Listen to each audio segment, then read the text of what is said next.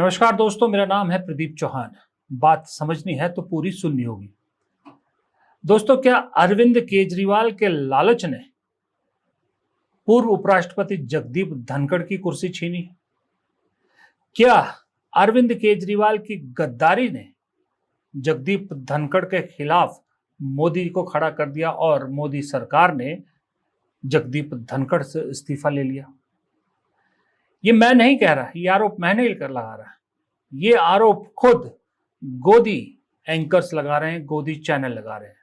ये एक मोदी सपोर्टर, मोदी सरकार सपोर्टर यूट्यूब चैनल है जिसका नाम है शायद आपका अखबार। इनकी ये थंबनेल देखिए, शरणागत हुए केजरीवाल। ये बता रहे हैं कि दरअसल केजरीवाल की गद्दारी ने ही जगदीप धनखड़ की कुर्सी छीनी है और उसके एवज में जो केजरीवाल को मिलेगा उसकी शुरुआत हो चुकी है, यानी उसकी पहली किश्त भी पहुंच चुकी है।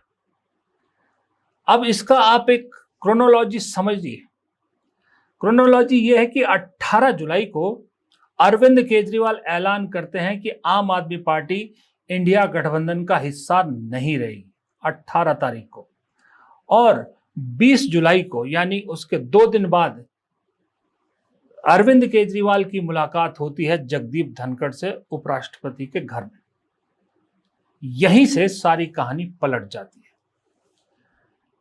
ये तो आपको मालूम है कि ये अब सब के सामने है कि जगदीप धनखड़ ने जब अरविंद केजरीवाल से मुलाकात की थी तो जगदीप धनखड़ ने उनसे कहा था कि आप राज्यसभा आइए, एक मुखर आवाज राज्यसभा में चाहिए विपक्ष की, लोकसभा में राहुल गांधी है। तो अरविंद केजरीवाल ने मना कर दिया। ये तो है वो बात जो सामने आई, लेकिन और क्या क्या बातें हुई। कैसे जगदीप धनखड़ ने यह भी कहा कि चंद्रबाबू नायडू को भी समझाइए। ये सारी बातें दरअसल कहां से निकली, किसने बताई? कहा जा रहा है कि ये सारी बातें अरविंद केजरीवाल ने सरकार के कानों तक पहुंचाई। सरकार को सब बताया कि जगदीप धनखड़ उनसे क्या क्या कह रहे थे और उन्हें क्या करने को कह रहे थे। इसके एवज में जाहिर सी बात है अरविंद केजरीवाल अब बनिया उससे हैं, कोई सौदा बिना फायदे के तो करेंगे नहीं कभी। इसके एवज में फायदा चाहिए था।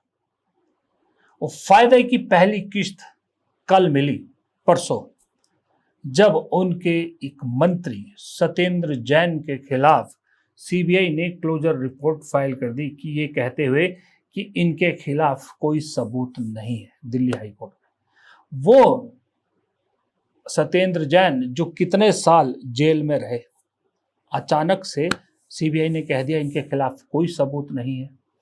ये पहली किश्त मानी जा रही है। और इस पर अरविंद केजरीवाल ने जब लिखा कि आप नेताओं के खिलाफ लगाए गए सारे केस झूठे हैं, समय के साथ साथ सभी केसों में सच्चाई सामने आ जाएगी, हमारे ऊपर झूठे केस लगाकर हमें जेल भेजा गया।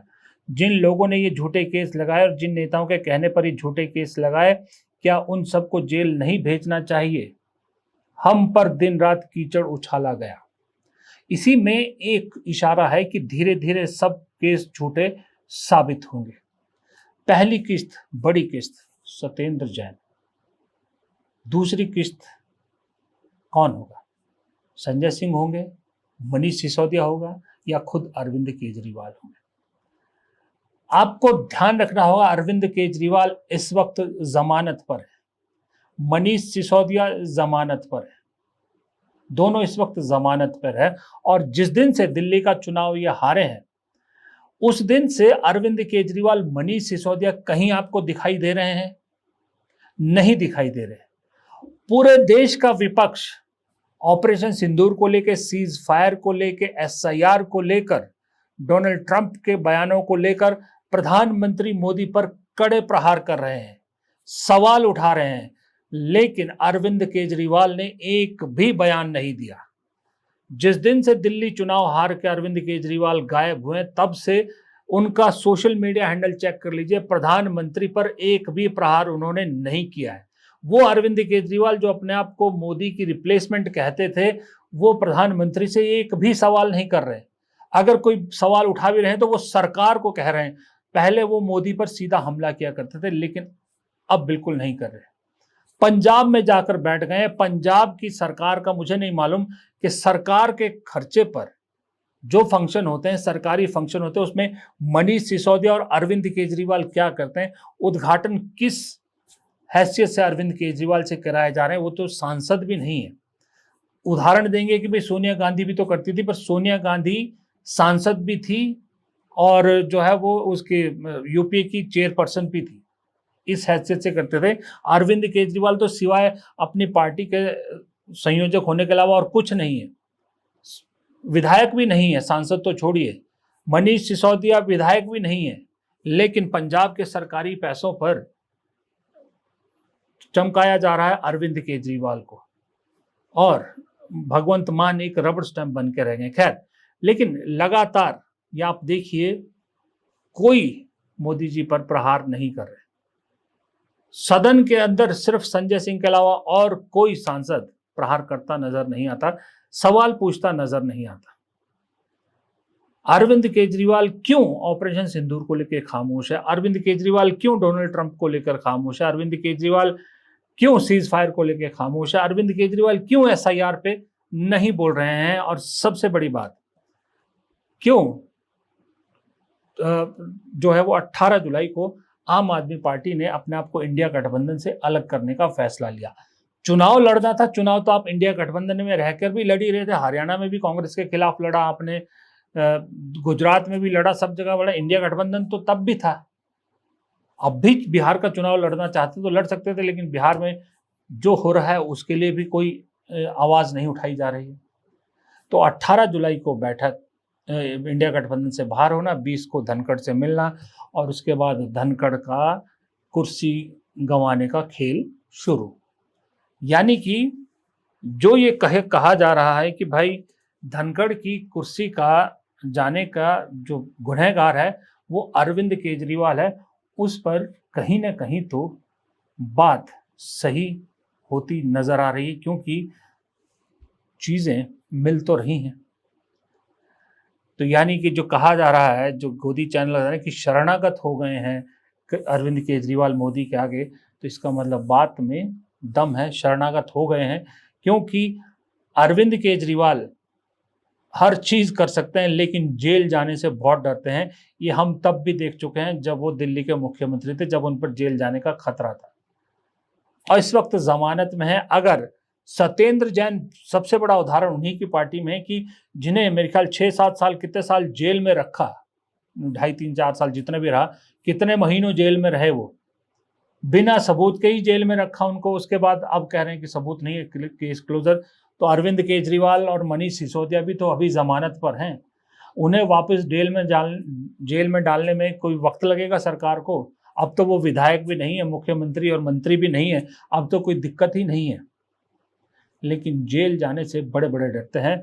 तो केजरीवाल साहब भी जेल जाने से डर गए, लेकिन उनके इस महत्वाकांक्षा, उनके इस लालच, उनके इस डर, उनकी इस गद्दारी का खामियाजा भुगतना पड़ गया जगदीप धनखड़ को, जिन्होंने उन पर विश्वास किया। और विश्वासघात करने वाले केजरीवाल को इनाम के रूप में पहली किस्त तो मिली, लेकिन अरविंद केजरीवाल ये शायद भूल गए हैं कि ये मोदी सरकार है। यहाँ भी फायदे के वक्त आपको सिर माथे पे बिठाया जाता है, लेकिन जैसे ही आपका यूज हो जाता है तो यूज एंड थ्रो की तरह आपको डस्टबिन में भी उतनी ही जल्दी डाल दिया जाता है। दूसरी तरफ एक ये तस्वीर भी कल सोशल मीडिया पर खूब वायरल हुई, जिसमें प्रियंका चतुर्वेदी, जो एक ज़माने में कांग्रेस में हुआ करती थी, फिर शिवसेना उद्धव ठाकरे में गई, अभी उनकी राज्यसभा सांसद हैं, और जो डेलीगेशन सरकार ने विदेशों में भेजा था उसकी हिस्सा भी रहीं। उनकी प्रधानमंत्री से मुलाकात, ये भी एक चर्चा का विषय बना रही है। हालांकि प्रियंका चतुर्वेदी ने खुद लिखा, Yesterday I met Honorable PM Shri Narendra Modi in Parliament. I thank him for his valuable time and his insight on various aspects of India's fascinating cultural history. मुझे नहीं मालूम क्या कल्चरल हिस्ट्री को लेकर इतना फैसिनेटिंग एस्पेक्ट जो है मोदी जी का उन्होंने देख लिया कि स्पेशल जाके थैंक यू करना पड़ा। क्या मैंने प्रियंका चतुर्वेदी को भी कभी कल्चरल हिस्ट्री को लेकर कुछ संसद में बहुत तगड़े तरह से आवाज़ उठाते हुए नहीं देखा। मुझे नहीं मालूम वो कौन सी इसकी बात कर रहे हैं, लेकिन इस तस्वीर के मायने बहुत निकाले जा रहे हैं, क्योंकि 7 तारीख को राहुल गांधी ने इंडिया गठबंधन की बैठक बुलाई है डिनर डिप्लोमेसी के तहत। उससे पहले प्रियंका चतुर्वेदी का प्रधानमंत्री से मिलना और 6 तारीख को उद्धव ठाकरे का दिल्ली आना, ये कोइंसिडेंस है या कोई स्ट्रेटजी है? इस बीच मैं एक चीज मानता हूं, मोदी जी किस्मत के बहुत धनी हैं। जब जब जो आवाज मोदी जी के खिलाफ उठती है वो पता नहीं कैसे शांत हो जाती है।